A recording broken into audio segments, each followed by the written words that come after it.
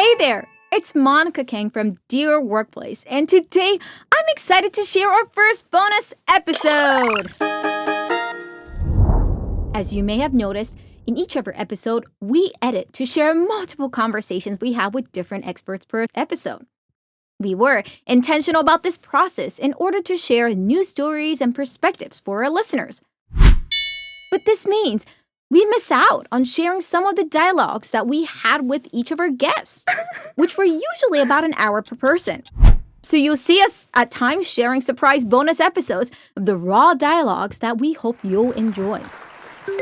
And today, for our first surprise bonus, I'm excited to share our full interview we did with the Meta team that I spoke about in our last episode called Why Relationships Really Matter.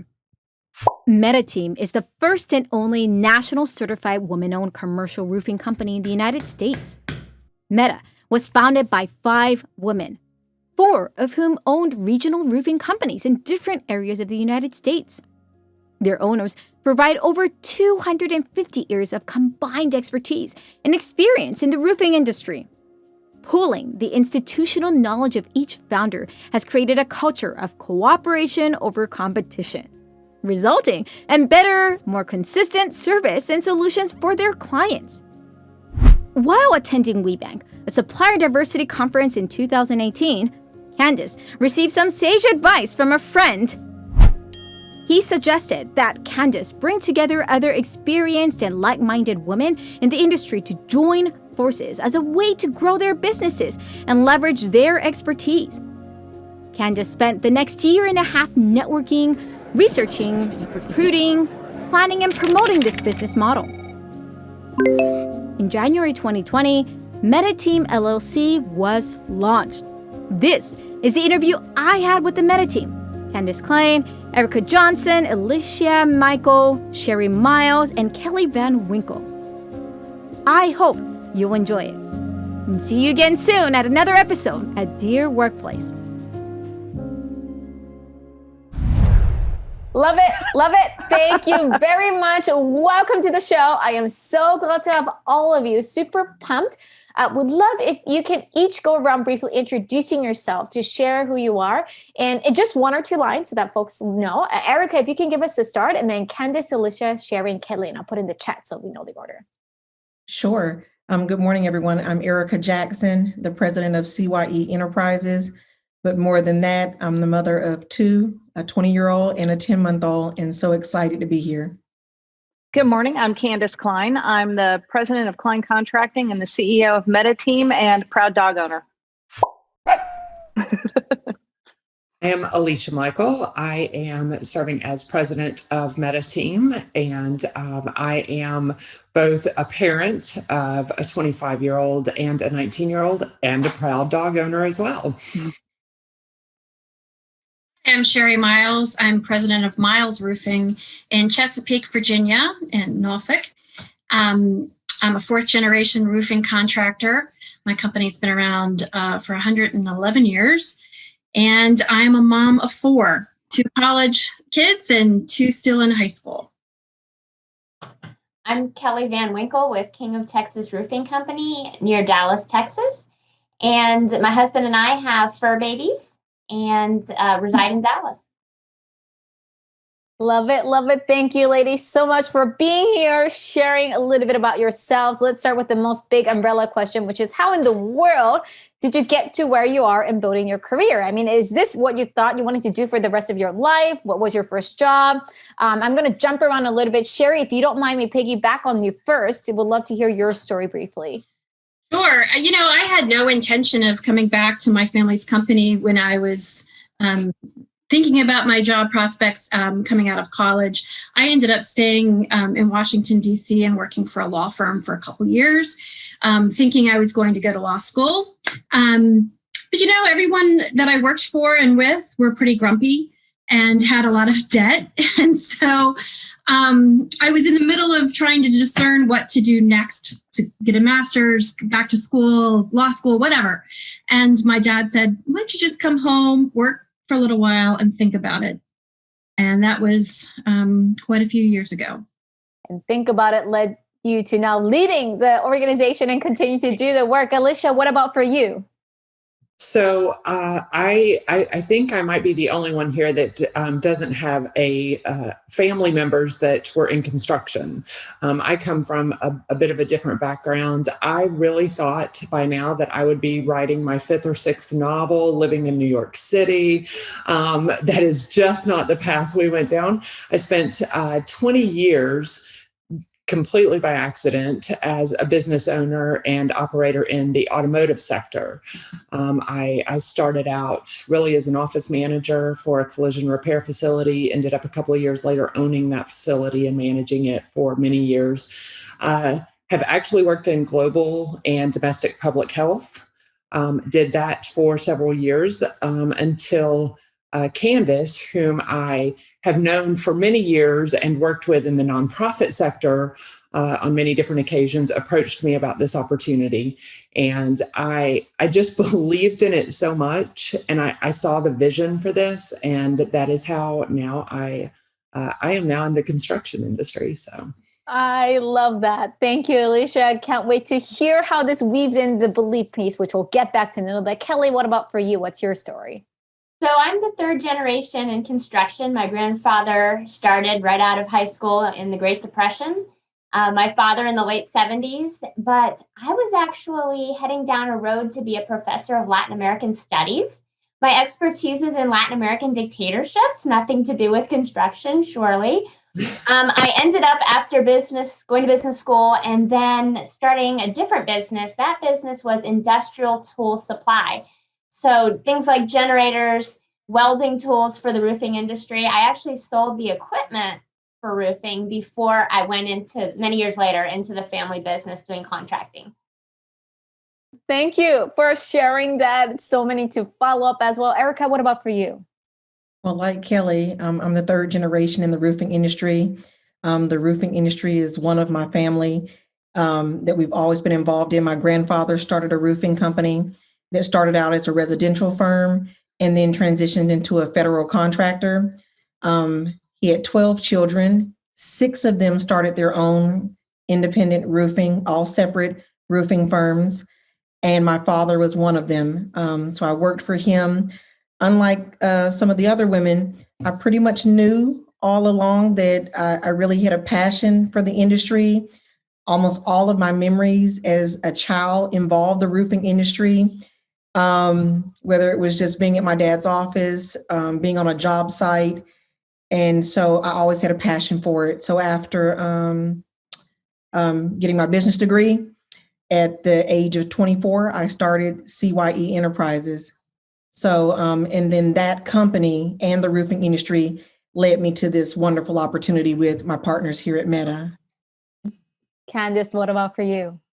Well, I went to school and studied IT and writing because I always liked to bridge 2 different worlds. And when I got out into the IT space, I was working 100 hours a week every single week because that's what you do, right? That's what you do. And several years into this, my father, who had an asbestos abatement company because roofing isn't sexy enough, he went, he said, why don't you, I'm buying out my business partner. Why don't you come on board? And I said, no, no, I don't want to do that. And I love my mom and dad. They're great people. My mom doesn't work in the industry, but my dad, he's this brilliant engineer. He loves what he does. And I'm like, I love what I do too. And then this went on, he kept badgering me for like a year. And then I sat down one day and I realized that I had more dogs than friends because I worked so much. And I thought, if I ever want to see the world, because that was such a big passion of mine, I'm never going to be able to do it staying on the path that I'm on. So I quickly jumped over then to client contracting. And I realized that we're growing market share in a diminishing market. Not so smart. So we quickly migrated into roofing then. So there you go. Oh, thank you so much for sharing that. And I love already the diverse journey that all of you took to be where you are. And actually, Candace, I want to first circle back to you in that how did this all formation came about? I'm curious. I know every person has a different storylines. Candace, maybe we can start with you first on that. Like, how did this partnership come together? Was there initially some dots of like, yeah, like we already know these are the people, or like came over time? Tell me some dots that happened. Sure. So first, we'll have to go back a couple of years because, there's a difference between working in your company and working on it. And I was looking at client contracting's market, and I wanted to grow the business. And in the commercial roofing space, there's really two common ways of growing your business. The first one is you acquire geography. So you go out and you buy another roofing company somewhere else. That had no appeal to me. We already work in 7 states. I didn't want to try to manage from a remote location. I didn't think that was right. And I thought, okay, well, the next thing I could do is diversify what we do, go into sheet metal, go into residential work, et cetera. And I thought, we have a really powerful workforce at what we do. And that just didn't seem the right fit either. So I was at a WeBank event, and I met our favorite person from a wonderful beverage company. And he said, why don't you put the women together? And I thought, wow, that's kind of brilliant. How would that look? What is that? Going back to college, what I wanted to do was bridge 2 different worlds. And I saw that this was an opportunity to not just grow in a better way. I could service my clients through other means.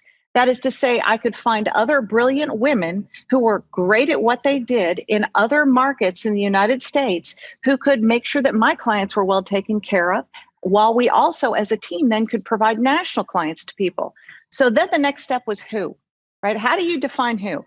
And there are very few women roofing company owners. We are less than 1% of our industry, okay? So, you could fit us all in a phone booth, and out of that, you look around and you go, well, she's brilliant, and she's brilliant, and she's brilliant. And so literally, we've been building this network through, we know each other, we know of each other, at least through national conferences. And then you start the dialogue and you say, you ought to consider getting certified. And then after they get certified, maybe we should consider looking at this a little differently. Let's find a new way to build something. So that was probably about a 2-year journey. Building a business is not something that happens fast. You want it to happen fast, but it just doesn't. You have to go through a process and make sure you have the right culture fit. So there you go. That makes a huge difference. I know that's a testament to the result that you're seeing 2 years later and many more. Kelly, what about for you? What was happening from your lens? And what are you, now that it's been, especially been a year during the pandemic, what are you grateful for that came out of this team? And so tell me on 2 parts, your lens of the story to how the forum came about and what you're grateful for during that. Well, Candace was the first one that I interacted with on this idea. And I thought it was marvelous. And it really spoke to me because it was a way for us to also partner up and learn from each other, share best practices with each other, and in a non-competitive way. And sharing. And I think that's one of the greatest benefits of our organization is not only do we work well together, but we have those strong bonds. And we all may think differently, but at the end of the day, we're able to come to good conclusions and make smart decisions together. How has this pandemic time made it any different? Probably we just, it's a little harder since we can't get together in person. Staying in touch is mostly through Zoom and phone. We are very close, but just trying to have empathy and compassion for each other. We're all in different situations, and respecting all of the partners and respecting the different ideas, and keeping the lines of communication open at all times is the most important, especially right now during the pandemic. Absolutely. Monica? Yes. Kelly's not giving herself enough credit, because one of the other things she did for the rest of us during the pandemic is there would be times when we had trouble finding PPE. And, that's critical for what we do. And I know that Kelly worked on things like that. And as soon as she would have information, she shared it with the rest of us. So she's forgotten the fact that she also has shared her brilliance and her resources with us too. Yes, resources, Monica, were actually a very big deal when we got in the pandemic. Personal protective gear, the masks, the goggles, the gloves, everything that we use in the construction industry, there was a shortage. I mean, the medical industry was getting all of the protective equipment. Construction came up on the short end of the stick. And luckily, through some contacts, I was able to find us some of that. We're all, of course, very safety conscious, wanting to keep with the cleaning protocols, but that was an endeavor. Thank you for making sure. Yes. follow up on each other. I appreciate that, Candace. Want to make sure those are built in. And so, Kelly, thank you for sharing that. Erica, what about for you? How did this story come into play and where you are now as a team? And especially also as somebody that you said who was already devoted to roofing. Like, what is this different from as somebody who's already been devoted in this space from the very beginning? Gotcha. Well, I was the last partner to come in to Meta, and Kelly approached me and we started conversating. And once I was aware of the other individuals that were already in Meta, already having such a high regard and respect for them from the industry, and then having conversations. And it took us quite a few conversations for me to really understand and grasp the idea, because we're so used to an industry where we compete against each other. So hearing the idea that we could come together, all still having, well, 4 of us having separate roofing firms, but come together as all brilliant women who have different personality types, who think very different, but come together and work great together, was something that just, it sparked for me. And I was immediately attracted to the idea, even just from the concept. So this has been my first year in Meta, and it's just been amazing. The friendship, the partnership, the sharing of ideas. I'll say that our meetings work like no other meetings that I have. The way that we take the pulse of how everyone is doing and really take that in regard to what we're trying to tackle, we still get more accomplished probably than any other endeavor that I'm in, but it's with a high regard for us as individuals and a mutual respect for each other. So I love that about our team. And then how did it play into me already being heavily involved in the roofing industry and having a passion and a day-to-day management of my own roofing firm? It was even a better fit. I had just had a baby when Kelly came to me about the idea of Meta, and I was like, I can't take on anything else. But it's still in the industry. It's still in the industry that I have a passion for and that I'm looking to grow my business. So in growing Meta, I'm growing my individual business at the same time, along with professional development just from this peer group here. So it worked for me and continues to work. Thank you for sharing that lens and perspective. And Sherry, I'm curious, I feel like the thing that everyone kept sharing is that aspect that this is extra unique because traditionally you all compete in any context, in any country. And so tell me a little bit more, maybe from the industry ignorance of somebody who is not in construction, why is that a case? Why is there truly a lack of female voice in this industry? I know, raising your eye, yes, give me a bit of a doubt. But break it down for me a little bit more from your lens and why hence this was exciting for you to be part of. Yeah, similarly to these ladies, kind of a two-line stream, Erica and I have been on diversity inclusion committees. And, we talk about these really important issues at such a high level. Here we get to actually put them into practice. We're actually living into what we believe by how, coming together in this way. So that for me is really exciting because I feel like, or I felt like there's only so much you can do with a bunch of competitors in moving forward some diversity inclusion in our industry. So now we're doing it. We're putting our money where our mouth is. We are actually doing it. And then, so many roofing companies and construction companies in general, but particularly roofing, they're family endeavors. Like each one of us, the 4 that have come from roofing, our families are part of it. And I think, it traditionally has gone down to the sons, or the wives and the daughters have been silent partners on the side. And this is a way we can make our mark, right? Like we are experts at what we do. We live and breathe this every day. And so this is our chance to shine and to really let everyone know that we are super good at what we do. Thank you for sharing that. Alicia, from your perspective, you're already smiling thinking about how this team has been forming together. The lens I'm curious if you can share a little bit more to build on everyone's perspective is, as a result of knowing how awesome this is for all of you and the impact, how it feels when it's misunderstood. Let's be honest, right? There's still a lot of people who don't get it, to put it simply, in many ways. Tell me your thoughts. What are moments where you feel like, Monica, honestly, these are ways that I know at times it feels misunderstood, misrepresented, and hence, perhaps if this is your time to / vent, explain, break it down for us, the missed assumptions, please share us. Okay, great. Thank you for the opportunity to express feelings about this, because I think it is important. One of the big misconceptions is that this is maybe some kind of group or club. It's not. We're a company.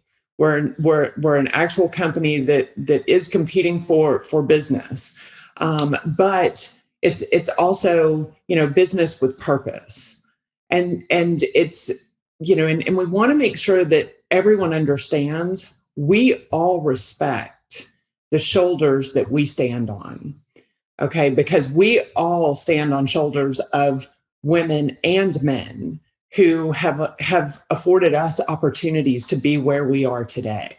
And so it's very important for us to be able to express that, and for people to know our level of appreciation for the different people and the different organizations who have allowed us this opportunity.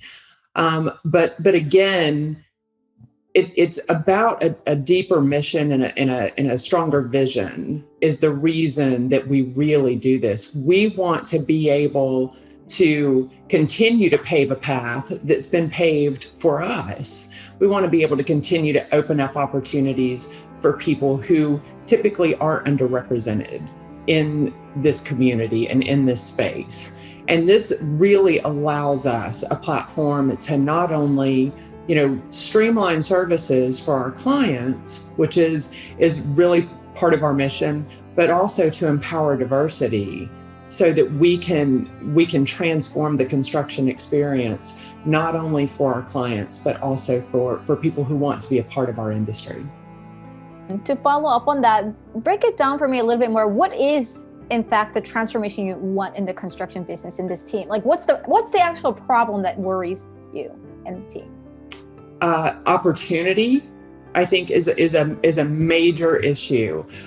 When you can bring different perspectives to the table, you're going to have better solutions. Right. And we are really seeking to increase opportunities to provide better solutions, not only for the clients, but that's a huge part of it, but also for our workforce and for future workforce. We do have challenges in this industry looking ahead at workforce. And so I think that's something, and also just really strengthening the communities. Something that we believe strongly in is employing people at the fair wages, and making sure that people have a future and see a future in this industry. And we understand that that's difficult for people to see. So offering that education and being able to use our platform to speak to those issues as well, I think is really important. And Candace, I want to follow up on this. Just great point about kind of the industry in the macro sense. So taking a step back, all of you not only are experts at what you do, but being an expert also means you've seen the changes and the challenges. And so as Alicia was alluding to some of it, I'm curious, for somebody who's new, again, I'm a perfect example, right? I don't really know much about the industry other than that I'm super proud that you guys are all doing what you do and honored to have this time. What's something that you wish, let's say, we'll break it down in two different lens. So lens one, and maybe I'll circle the other lens to somebody else, somebody who's already in the business, in construction, roofing, they want to be a better expert. But as somebody who is an expert, I feel like you can also differentiate who truly means they want to be an expert and hone their craft versus somebody who's just doing the talk. Tell me a little bit more. What would you say it means to truly be an expert in this space? What are skills that are going to be even more critical because of all the things that everyone has expressed, including what you said earlier? So I think being an expert in this space is something that is, it only works, and you can only call yourself an expert if you're perpetually willing to learn. And fortunately, in our industry, we have a great organization, the NRCA, where we have opportunities to learn. But I want to take that down to another level, and that's the Meta team. If you look across our backgrounds, each of our individual roofing companies are different, and what we specialize in is slightly different. That means I get an opportunity to understand large-scale new construction in a much better way through my partner in Texas. I can understand more efficient photovoltaic solutions from my partner in Virginia. I can understand and learn how do you meet the needs of a federal contract from my partner in Florida. And if they want to learn how to do advanced yoga postures on a high-rise building, I'm the one that they can always come to talk to about that. But being an expert means I have an opportunity to ask questions. Among this team, we're in a larger room. I might feel foolish asking these kinds of questions. So there's a level of vulnerability where I'm able to perpetually learn and can be an expert because of that. So these women offer me a chance to be better and to stay an expert into our field. And this is please go I'm ahead. sorry, please. Oh, well, the other question you were asking about, I think, were these skills. And it's not just the technical expertise, but it's also learning the soft skills and mastering the soft skills. Because I think if COVID has taught us anything, it's taught us that we're human beings having a human experience and we're doing business with other humans. And I know I'm going to pull from you here, if you don't mind. On your site, you have a script for how to work better together. And they're soft skills, but they're so critical. If we want to transform the construction experience, both for us and for our customers, we need to come to the table with those skills. We need to be curious about what their needs are. And their needs may transform way beyond a roof.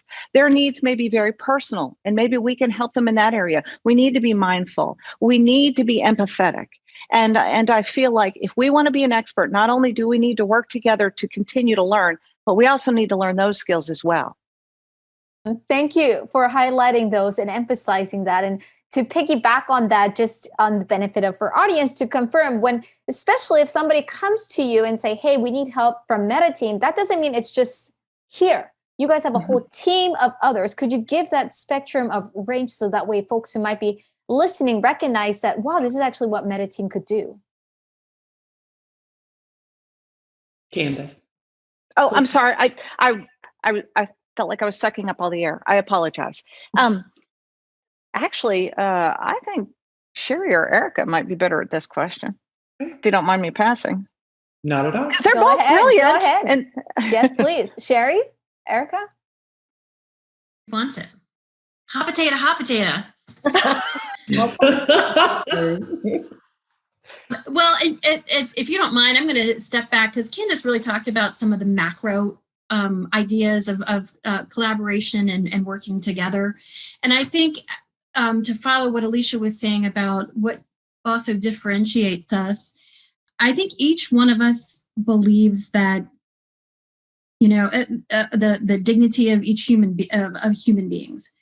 And in order to facilitate having a workforce in the future, we need to make sure that roofing is aspirational, an aspirational trade.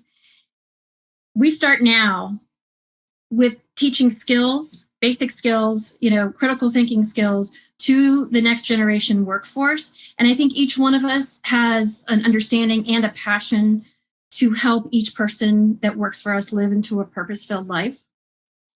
And it sounds, really high in the sky, but I live that and believe in that so much. And I think that my partners do as well. And they really care about the people who work for us, right?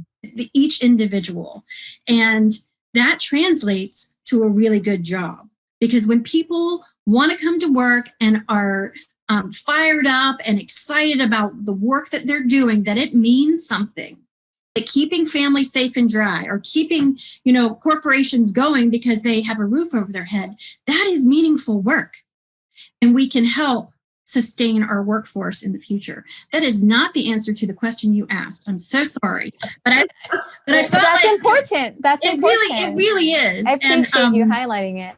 And Yeah, and there's so much that's important to this team, but I think when you break it down from, we help each other out in the business world, we help elevate each other and our companies, but we're also bringing all these other people up with us. So, and it's really, really an important tenet of Meta Team for me. I'd like to add to that if I could. Or did you want to go first, Erica? Go ahead. Yeah, I wanted to just add to that because it's a topic that excites me so much. Most of us have workers that have been with us 15, 20, 25 years. And that's because of things like Sherry's talking about, making them feel warm and welcome, making them feel like they're part of the team. We know, where their kids go to school, what their wives' names are, where they like to go on holiday, just being a part of their lives. And they appreciate that we respect them, but also giving them educational opportunities, training opportunities. And I think that carries over with our Meta clients. We are able to provide stability, a stable workforce. We're able to provide good quality work because we don't have a transient workforce. And so it comes off and also what we can offer our clients, a very, very strong culture at all of our individual businesses. Erica, I know you wanted to add as well. Yes, to piggyback off of what both the ladies are saying, I look back to when my grandfather was in the roofing industry and a lot of people that worked for him. Unfortunately, during his generation, in his time, the roofing industry was the industry that if you didn't know what else you wanted to do, or maybe if you were lost and didn't have a clear path, then I'll go into the roofing industry. A lot of people thought it just took a strong back and not much thinking, and it was really hard labor. But then these people who have made it to where we're safe in our buildings, in our homes, and we're dry, after years in the industry, we're left with not much. Maybe not a retirement, no career path, so they just stayed in the same position as a roofer, maybe moving to a foreman, maybe moving to a superintendent, but maybe usually capping out there. All of us here are interested in making the roofing industry an industry, as Sherry said, where it's aspirational, where there's a career path, to where we may take someone out of high school that has a passion for technology and may not even think of roofing as being something that would be attractive to them, but doesn't know the technology that's involved in installing a single ply system. And they may start as a laborer, but move quickly to a apprentice and then to a roofer, and maybe branch into safety or quality control and continue to grow and have a true career path to make our industry as attractive as other industries in the construction industry have been for decades. And so all of us having a passion about that, it makes it to where it's a lot easier to attract. We're not selling an industry or anything that we don't believe in. And we're trying to bring people into the industry that's done so much for us so that they can grow and see the beauty of the industry also. Thank you for sharing all of that natural tie. I was actually going to ask many of these questions, but you organically all answered it, which built up beautifully. To build on that, I want to actually, Erica, if you don't mind, piggyback on you on it, which is as a result of what you've shared, as somebody who's seen those generational changes and, all of you have. I'm curious, what would you say where the roofing industry is going as a result? Like, because of the pandemic, I'm curious, what are the ways that you are more worried as well as excited? But in general, where's the roofing future going? What's coming to mind? And what are the things that you would want to highlight? I think the roofing industry is on the right track of changing the face of the industry into a more professional trade. There are so many things that our national association has put several years into place, such as a track program, which is a hands-on and an educational training. We have several systems that have been released now for the track and many to come. We started with single ply and shingles. And so now our roofing employees and the men and women on these job sites can be certified in a system.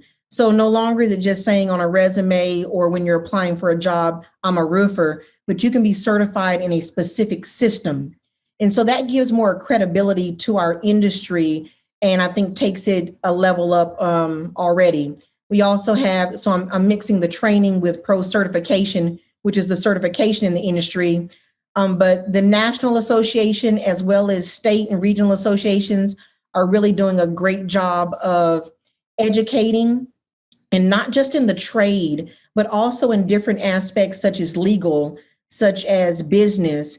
So it's not just that you can go to these associations to become a technical expert, but be a better business person, a better entrepreneur, to weigh the risk of the business even better, and use those resources to your advantage. So I think that we're on track. Do we have strides to make in the area of diversity and inclusion and having more representation of underrepresented groups? Yes, but I think we're equipped and ready for that challenge. Thank you for sharing that. And Alicia, I want to go back to you on this, which is, as a result, looking back at where your team has been in the past, if I'm correct me if I'm wrong, was it formed a year ago now, 2 years ago? So a year ago, January 2020 is when we actually launched MetaTeam. Wow. So we're just over a year old. Wow. Well, congratulations. Hope you had your first year birthday at some point to celebrate year +1. That's a milestone. And what a time to do so during COVID.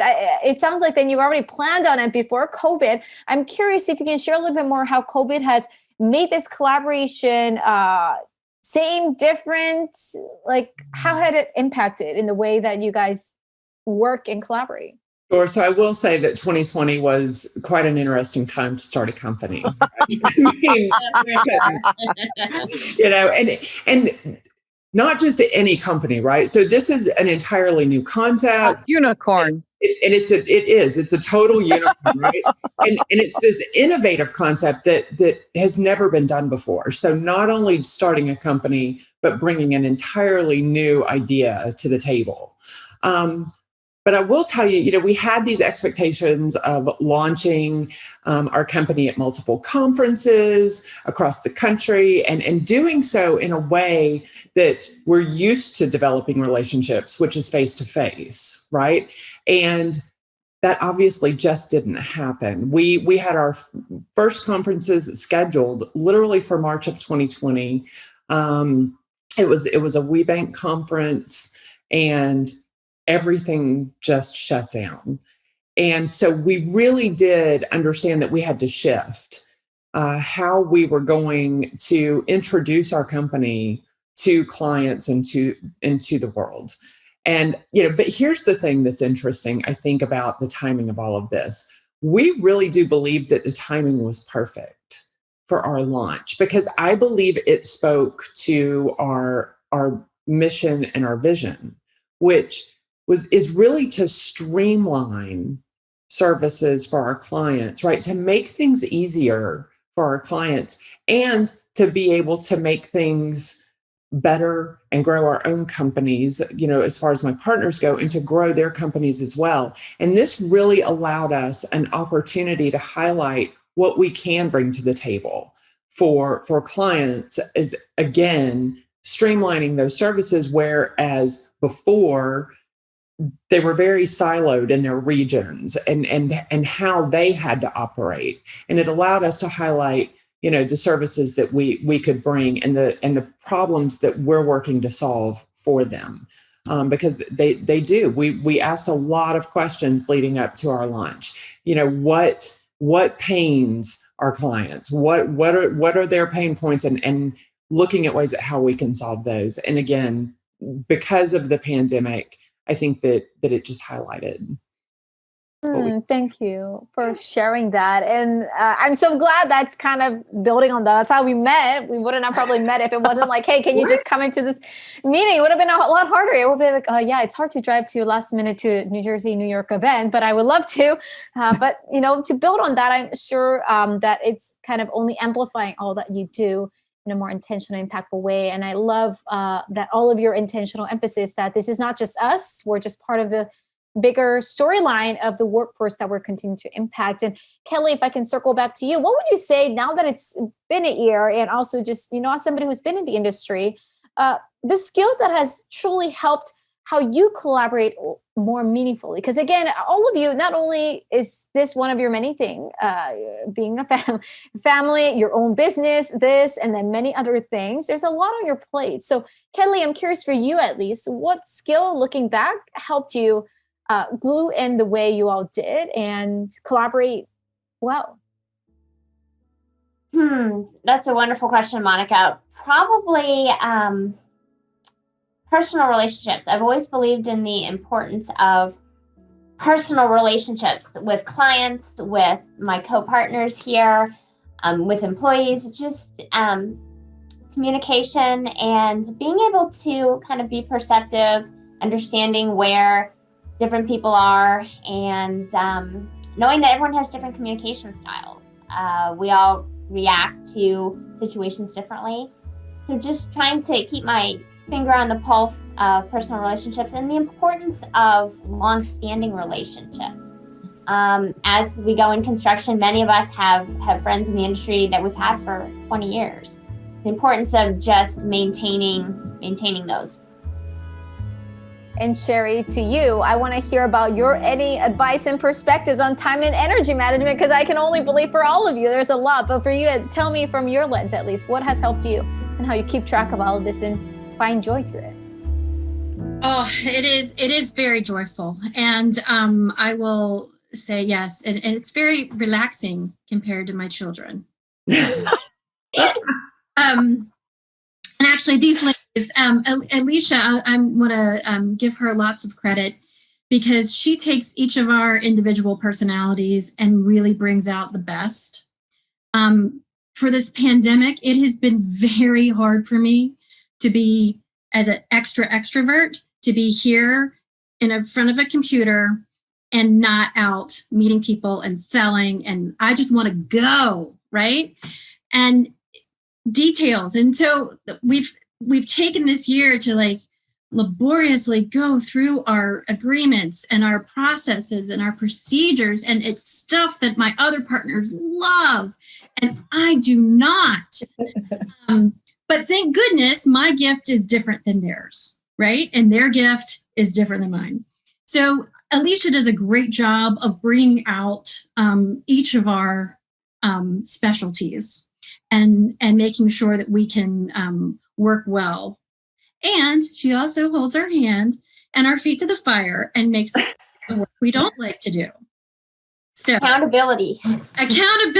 It is great, and with some grace. She does handle us really well. And I think with each of us, I have learned so much about running a business, time management with my family, just being a better person. These ladies are the best of the best, and I love them like sisters already.